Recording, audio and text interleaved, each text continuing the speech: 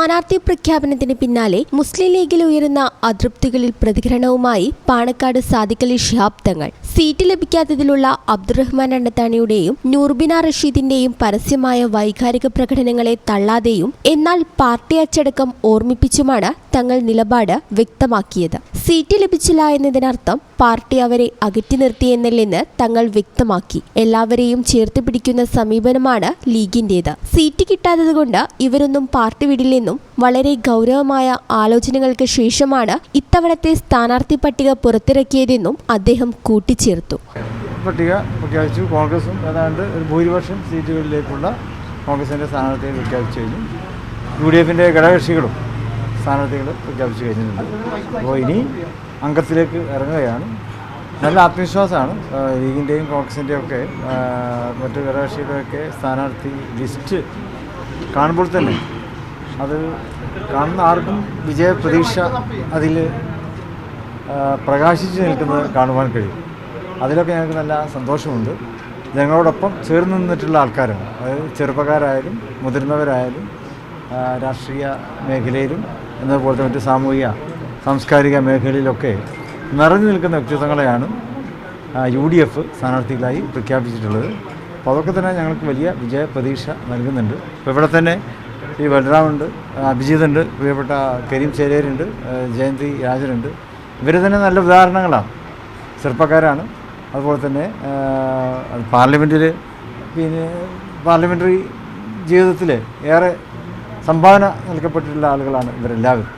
ഓരോ സ്ഥാനാർത്ഥിയെയും ഞങ്ങൾ തിരഞ്ഞെടുത്തിട്ടുള്ള അത്തരം പ്രത്യേകതകൾ കണ്ടുകൊണ്ടാണ്. അപ്പോൾ അത് ജനങ്ങൾ അത് ഏറെ സന്തോഷത്തോടെ സ്വീകരിക്കുമെന്ന് തന്നെയാണ് ഞങ്ങൾ പ്രതീക്ഷിക്കുന്നത്. അബ്ദുറഹ്മാൻ അണ്ടത്താണി മുൻപ് MLA ആയ വ്യക്തിയാണെന്നും പാർട്ടി നൽകിയ പ്രധാന പദവികൾ ഇപ്പോൾ വഹിക്കുന്നുണ്ടെന്നും തങ്ങൾ ഓർമ്മിപ്പിച്ചു. അബ്ദുറഹ്മാൻ അണ്ടത്താണി LDFുമായി ചർച്ച നടത്തിയെന്ന വാർത്തകളെക്കുറിച്ച് തനിക്ക് അറിവില്ലെന്ന് തങ്ങൾ പ്രതികരിച്ചു. അതേസമയം സ്ഥാനാർത്ഥി പ്രഖ്യാപനത്തിന് പിന്നാലെ നൂർബിന റഷീദിന്റെ ഫേസ്ബുക്ക് പോസ്റ്റ് ശ്രദ്ധയിൽപ്പെട്ടിട്ടുണ്ടെന്നും അത് പരിശോധിക്കുമെന്നും അദ്ദേഹം പറഞ്ഞു.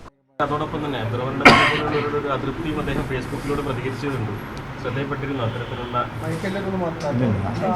സ്വാഭാവികമായിട്ടുള്ള പ്രതികരണമാകും. അത് പാർട്ടിയുമായി കൂടിയാലോചനയൊക്കെ നടത്തുമ്പോൾ അവർ പിന്നെ അവർക്കൊക്കെ കാര്യങ്ങൾ മനസ്സിലാവും.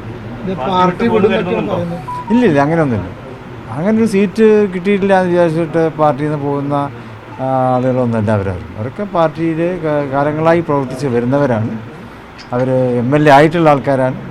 മറ്റ് പാർട്ടി കൊടുത്തുള്ള സ്ഥാനമാനങ്ങളൊക്കെ വഹിക്കുന്നവരാണ്. അപ്പോൾ അതിൻ്റെ ഒക്കെ വിലമതിക്കുന്നവരാണ്. അവരൊന്നും അതിൻ്റെ പേരിൽ പാർട്ടി വിട്ടു പോകുമെന്ന് ഞങ്ങളാരും വിചാരിക്കുന്നില്ല. ഈ ചാനൽ ന്യൂസ് പാണക്കാട്. എന്താണ് ബ്രൈഡ്, ഇനി എപ്പോൾ റെഡിയാവാനാ?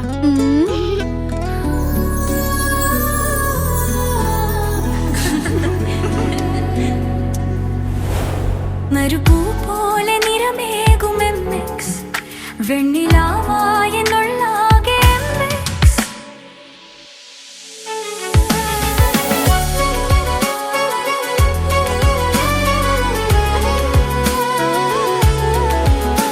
മനസ്സിലുണ്ടോ?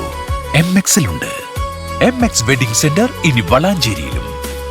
MX wedding centre Valanchery, Pattambi, Koottanad, Koppam, Kecheri.